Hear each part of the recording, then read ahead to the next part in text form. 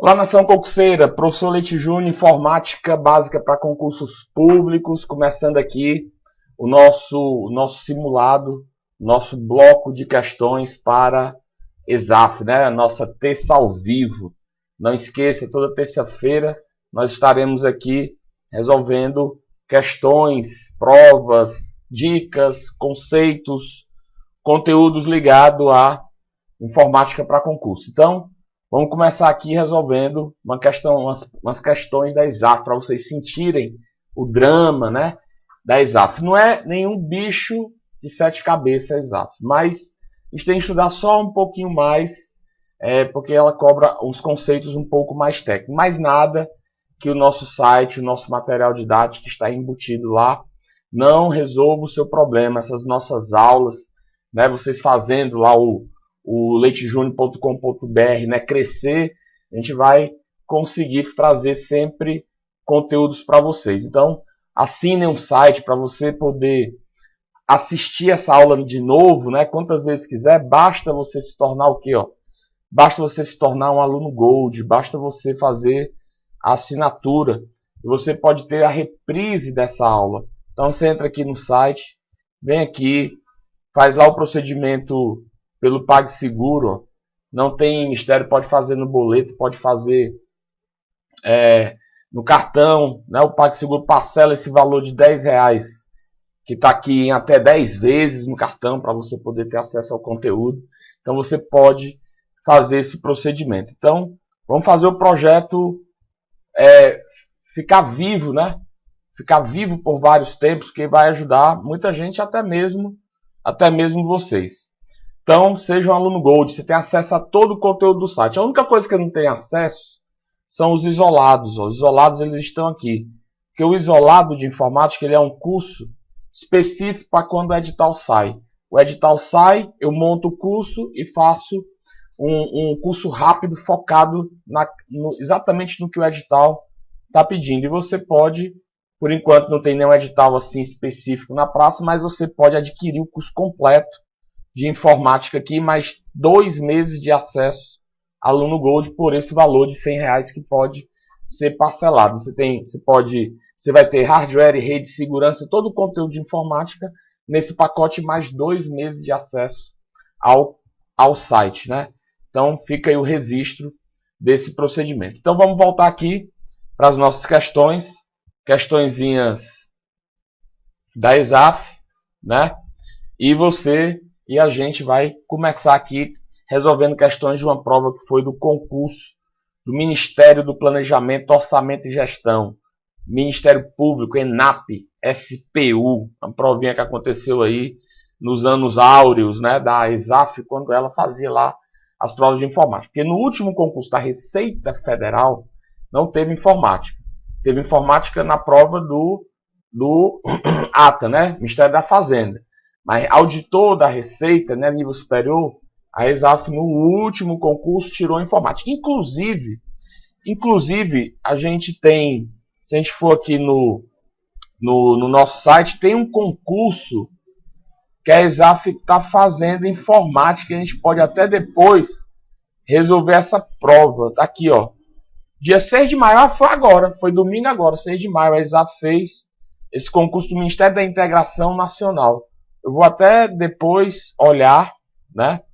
Olhar aqui porque ela coloca a prova, né? Já está lá, ó. Vocês depois entrem no site da ESAF e baixem essa prova, né? Analista, Defesa Civil, assistente, já está lá as provas para a gente dar uma olhadinha e ver qual é a nova roupagem que a ESAF está fazendo dentro da informática. Nessa prova tem 10 questões de informática. Então a gente pode até, já na próxima aula, resolver comentar essa prova. Mas, por enquanto, vamos aqui resolver essa que a gente tem. Então eu já vou baixar depois. E na próxima aula já fica aí a dica para a gente resolver essas questõezinhas dessa prova que foi acontecida agora no dia 6, domingo último, né, antes de ontem. Então quentinha aí para você saber quais são as últimas da ESAF em relação à informática. É pouca gente que sabe disso, viu? só para quem está aqui no nosso site. Então espalhe no Orkut, no Facebook, e-mail com os amigos para fazer o nosso projeto andar.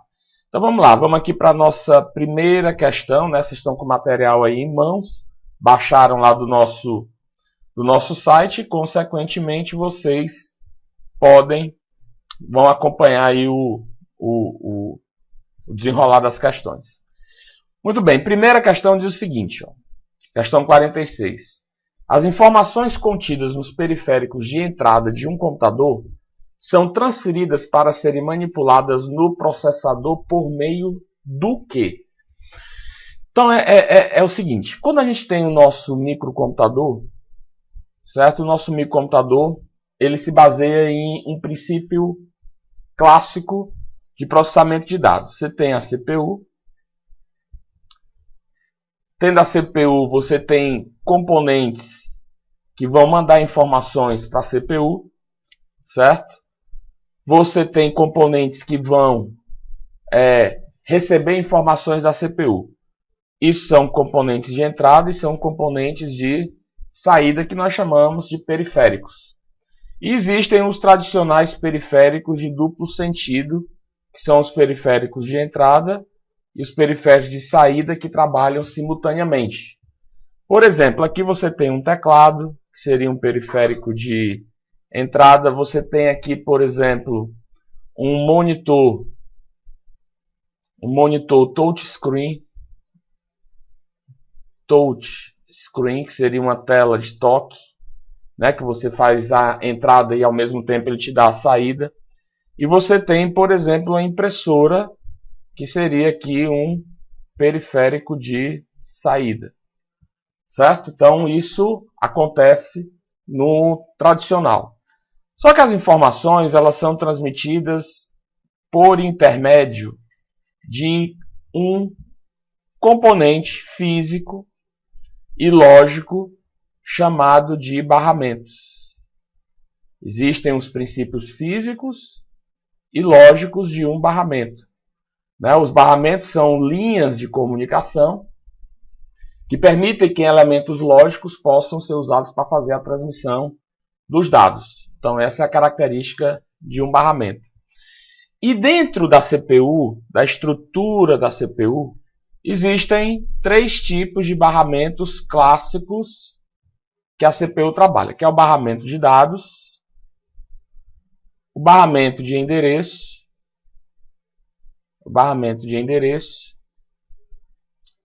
e o barramento de sistema.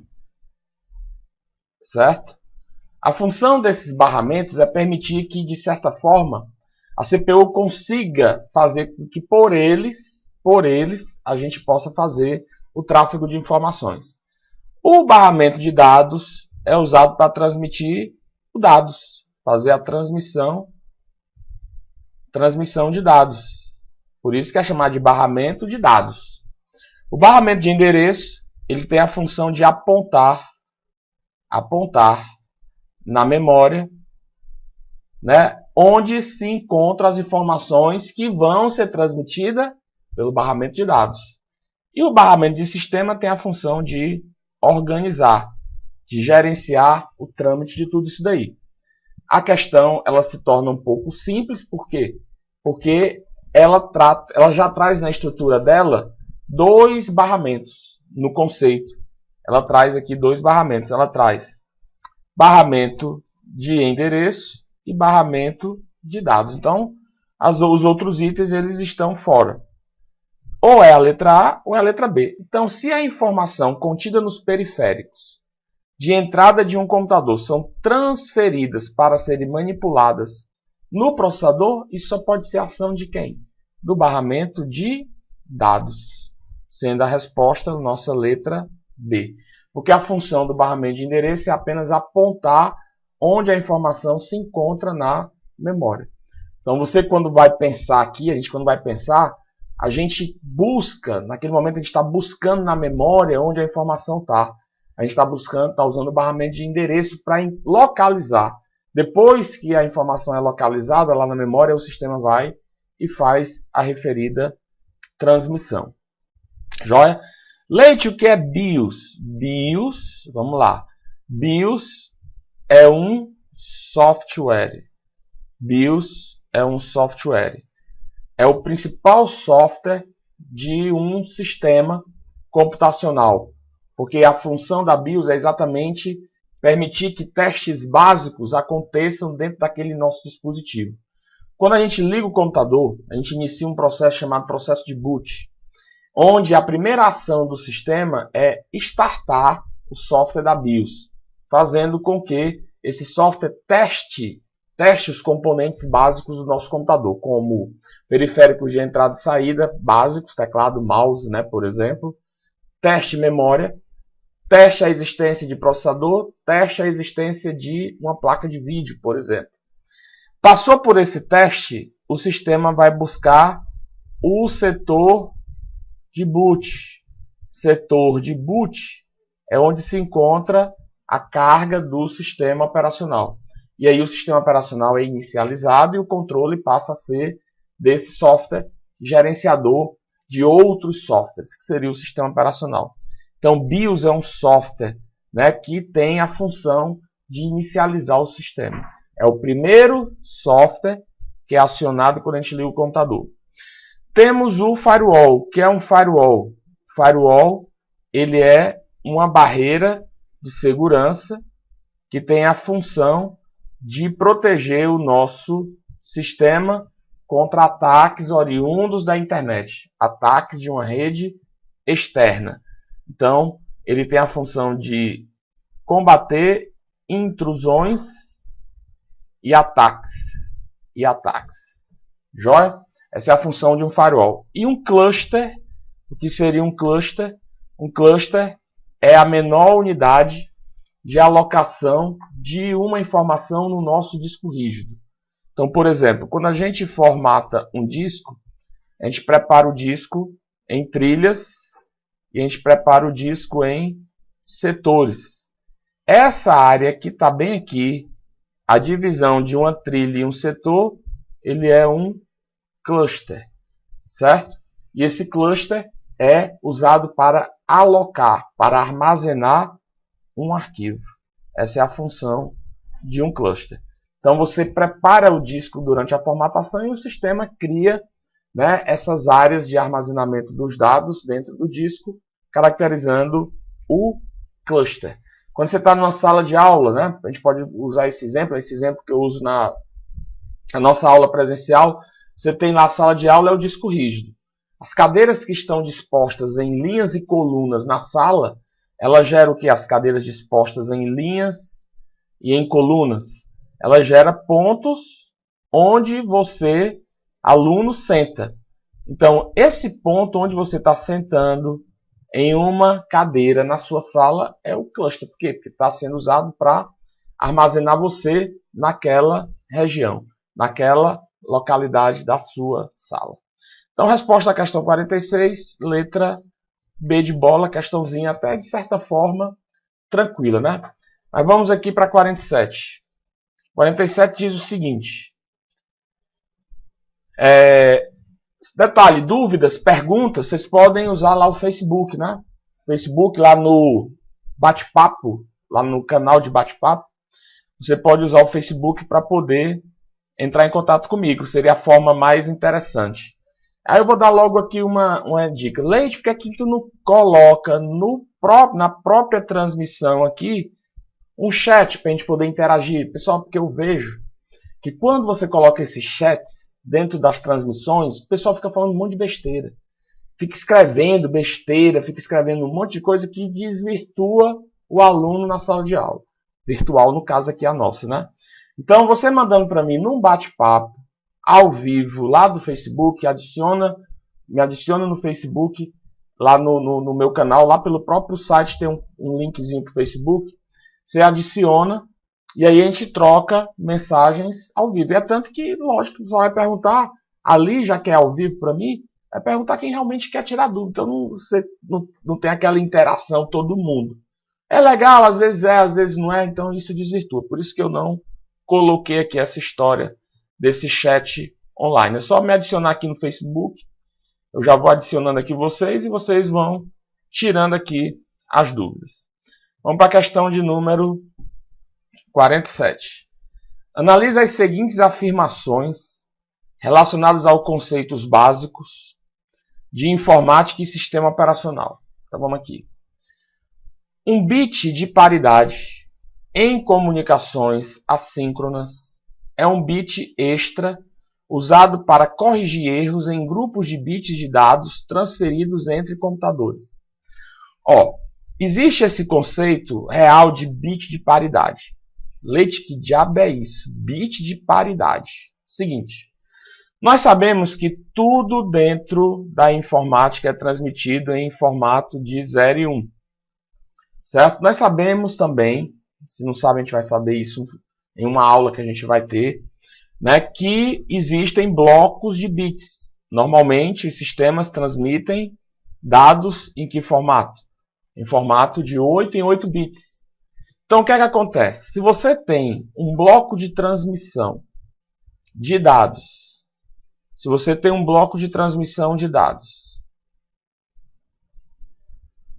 onde nesse bloco de transmissão de dados você tem um conjunto de bits, e ele vai ser transmitido para um destinatário. E por alguma razão, durante a transmissão, ocorre de o sistema de transmissão gerar um bit diferente. Esse aqui era 1 na origem, e esse aqui passa a ser o quê? Passa a ser 0 no destino.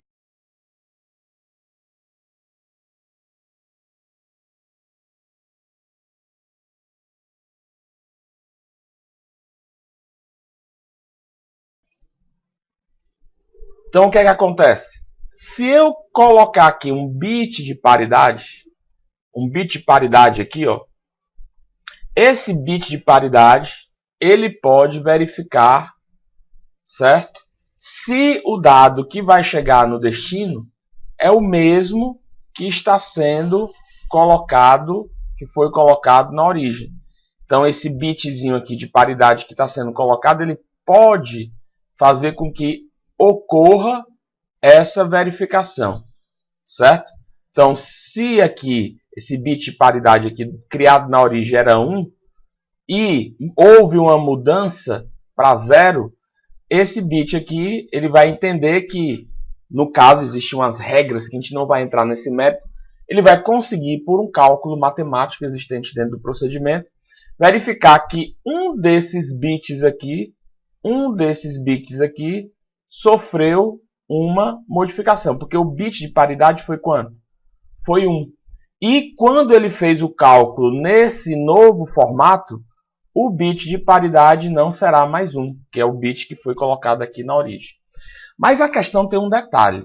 Essa é a função de um bit de paridade, é verificar, né? É colocado em uma transmissão, caso ocorra um erro, o bit de paridade ele vai poder fazer a análise daquele procedimento de erro. Mas olha o que é que a questão fala. O que é que a questão fala aqui?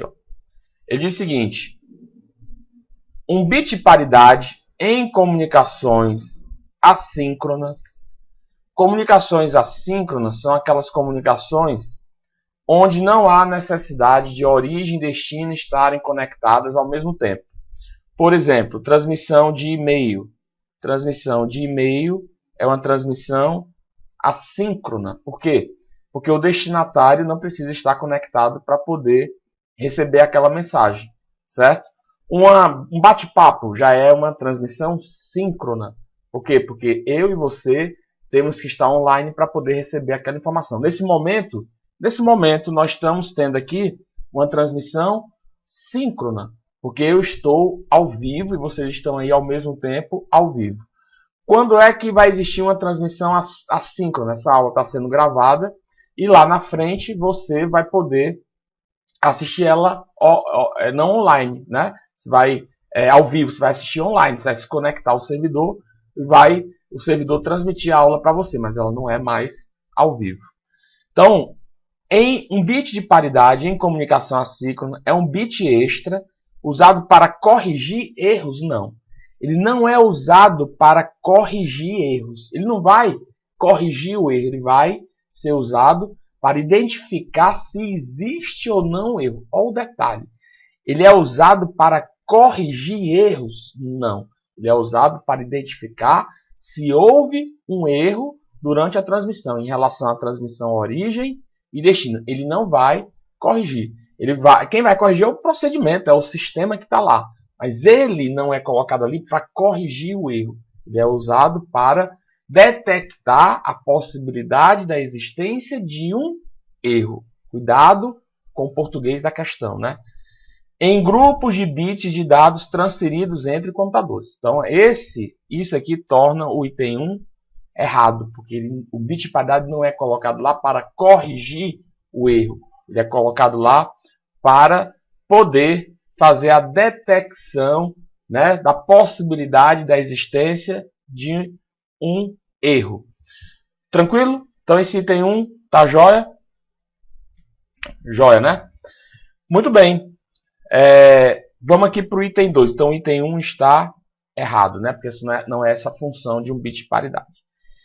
Em comunicações de modem para modem, o protocolo ASCII-2 é usado para verificar a precisão com que cada caractere é transmitido. Seguinte, nós sabemos que existe o conceito do ASCII, tá?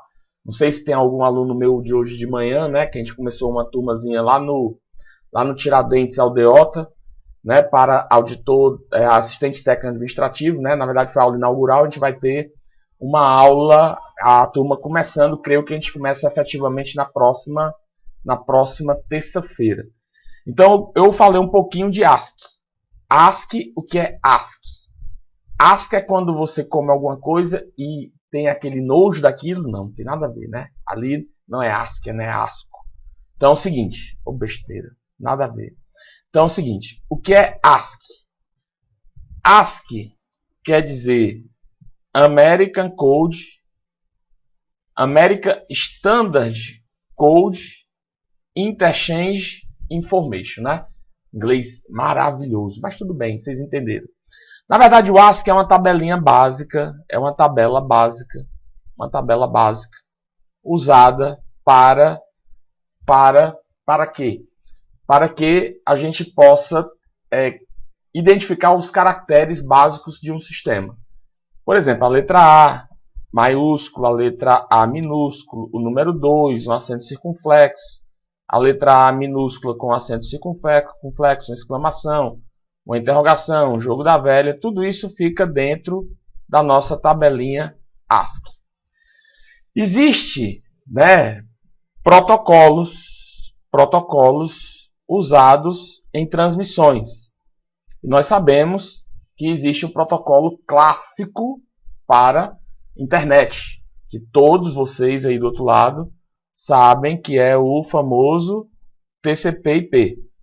Muito bem, esse é o famoso protocolo usado em conceitos de internet e de intranet. Joia. Mas existem outros protocolos, não é só o TCP/IP que é protocolo de transmissão de dados, não. Existe, por exemplo, o protocolo ASCII. Existe o protocolo ASCII para transmissões usadas de modem para modem. E não só ele. Existe o X-modem, existem o Y-modem, né? Existem vários outros protocolos usados para transmissão de dados de modem para modem. O problema é que isso aqui já é um conceito assim, meio fora do nosso universo de informática, porque a ESAF ela é desse jeito. A gente tem que entrar de às vezes em áreas que não faz sentido para nós, usuários, que vamos ser assistentes técnicos e tal, mas ela é desse jeito, então não tem para onde correr, você tem que estudar, se aprofundar um pouco mais em alguma coisa. Então, dentre esses protocolos usados para sistemas de transmissão de dados de modem para modem, o ASCII ele é o menos indicado. Existe os outros, X-modem e Y-modem, que são os protocolos mais indicados para transmissão de dados. Por quê? Porque eles fazem testes, eles usam paridade para poder verificar se os dados foram transmitidos corretamente ou não. E a questão está colocando o que para a gente? A comunicação de modem para modem, o protocolo ASCII, que existe isso lá, se fizer uma pesquisazinha de protocolos de transmissão de modem para modem, vocês vão ver que tem lá uma pilhazinha lá de protocolos, é usado para verificar a precisão com que cada caractere é transmitido. É errado. Ele não verifica nada, é tanto que na lista ele é o pior protocolo para transmissão de modem para modem. Então, o item 2 está errado. Então, item 1 errado, item 2 errado. Então, os dois próximos itens, né, que nós vamos verificar, nós vamos ver que eles estão corretos. Certo? A Rosângela mandou aqui uma mensagenzinha para a gente. Beleza, Rosângela, tranquilo para você também, tudo de bom. E existe aqui outra mensagem, né? A Marcela também está por aí. Estamos aqui firmes e fortes em busca da aprovação. E vamos ser aprovados com certeza. Joia? Inclusive até vou fazer esse concurso do ATA, né? Não sei se vai dar certo, mas eu vou tentar fazer esse negócio aí só para ver como é que é. Aí é bom que se eu estiver na sala, quem estiver na sala, eu dou umas pesquinhas, né? Faço lá um jeito de mandar umas pesquinhas para vocês. Brincadeira, né? Lógico. Então vamos aqui, ó. O barramento serial universal USB é um barramento externo que dá suporte à instalação plug and play. Com USB é possível... Só um minuto.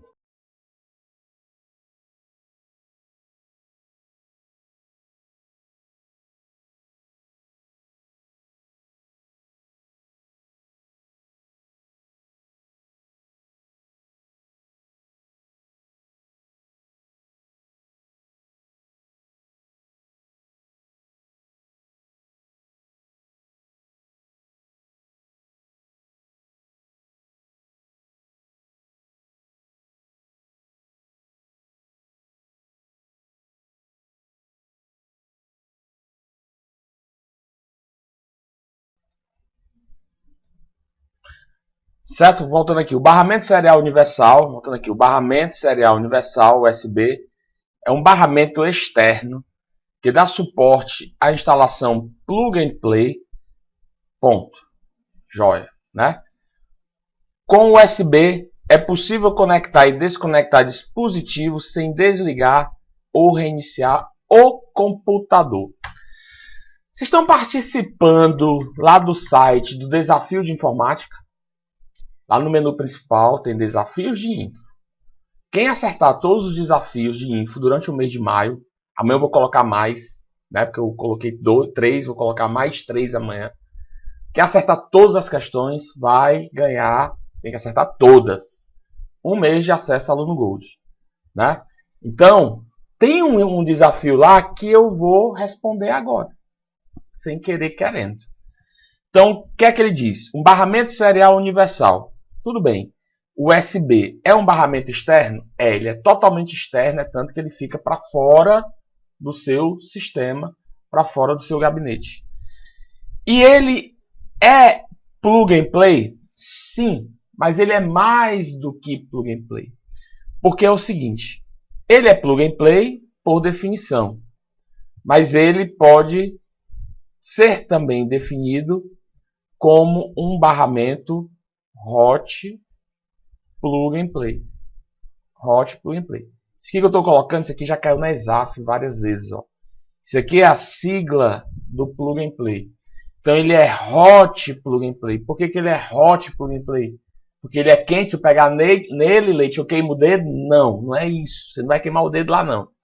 Ele é hot exatamente pelo questionamento da questão. Você pode conectar e desconectá-lo com o sistema ligado, computador ligado. É tanto que você, ao pegar, por exemplo, um pendrive ou pendriver, coloca um R aqui ou não? Coloco? Não? Coloco não. Porque pendriver caracteriza software, colocando um R aqui. Driver caracterizaria software. E nós estamos falando de um pendrive. E um pendrive ele não é um software, um pendrive ele é um hardware. Uma impressora, por exemplo, USB, uma impressora, um teclado, por exemplo, um teclado, certo? Um mouse. Você precisa desligar o computador para poder ligar esses componentes? Precisa ou não precisa? Precisa não. Por isso que ele é mais do que plug and play. Mais do que plug and play. Ele é hot plug and play. Porque você pode conectá-lo e desconectá-lo com o sistema ligado. Ele é hot plug and play. Experimente aí. Desconecte o teclado e conecte de novo. Mouse, desconecte e conecte de novo. Você não precisa desligar o computador para poder fazer esse procedimento. Então, a nossa questãozinha aqui de número... O item 3, a nossa questão de número 47, ela está certa. E aí, o item 4 também vai estar certo, né?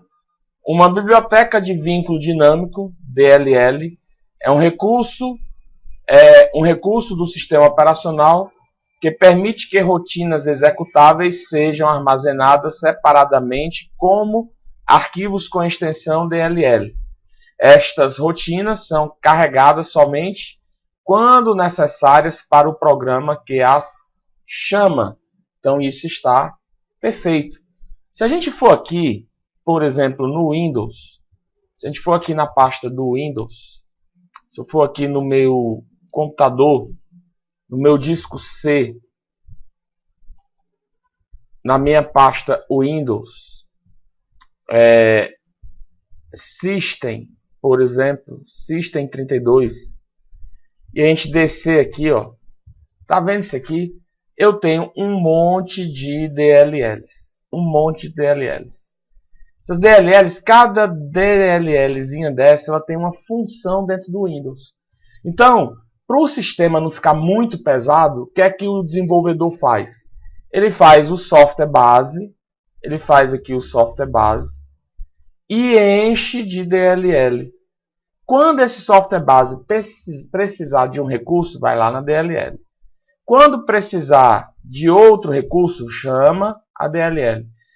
Quando precisar de outro, chama a DLL. Qual a vantagem de tudo isso? Qual o bom de tudo isso?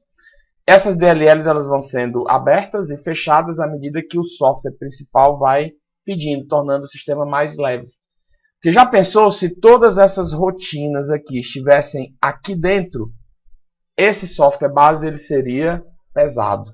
Ele sendo pesado, ele demoraria a executar suas tarefas. É tanto que a maioria dos malwares, ou grande parte dos malwares, se utilizam de quem? Dessas DLLs para poder fazer os seus ataques. Por quê? Porque são rotinas que programas principais usam. E o malware, modificando a DLL, quando aquele programa for utilizar, vai fazer um procedimento malicioso no sistema. Então, essa pasta System32 dentro do Windows é uma pasta muito visada durante a instalação de malwares. Por quê? Porque lá estão todos os recursos, né? Muitos dos recursos que o sistema operacional usa para fazer conectividades, para executar programas e por aí vai. Então, a nossa questãozinha de número 47 tem a letra C como resposta. Vou aqui para o outro lado, né? Tem como resposta a letra C, que seria o item 3 e o item 4 sendo verdadeiro. Beleza? E aí, como é que foi? Primeira duas questõezinhas aí padrão ESAF. Me diga aí alguma coisa, quem está conectado aí no Face. Questão fácil, questão difícil, uma questão assim de um nível que aceitável, dá para estudar, não dá, tem que estudar muito, tem que estudar pouco. Alguém me diga alguma coisa, enquanto eu preparo aqui a nossa próxima questão.